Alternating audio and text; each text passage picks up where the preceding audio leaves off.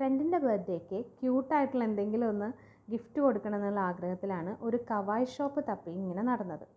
നമ്മൾ ചെന്നൈയിലെ express avenue മാളിൽ ഒരു ഡൈസോൻ്റെ ഷോപ്പുണ്ട്. അവിടെ നല്ല ഒരുപാട് കളക്ഷൻസിൽ നമ്മൾ വാങ്ങിയിട്ടുണ്ടായിരുന്നു. അത് നോക്കിയിട്ടാണ് ഒരു കവായ് ഷോപ്പ് വേറൊരു മാളിൽ പോയപ്പോൾ ഞങ്ങൾ നോക്കിയത്. അമേസിങ് സ്റ്റോഴ്സ് എന്ന് പറഞ്ഞിട്ടുള്ള ഒരു ഷോപ്പാണ് കിട്ടിയത് കേട്ടോ.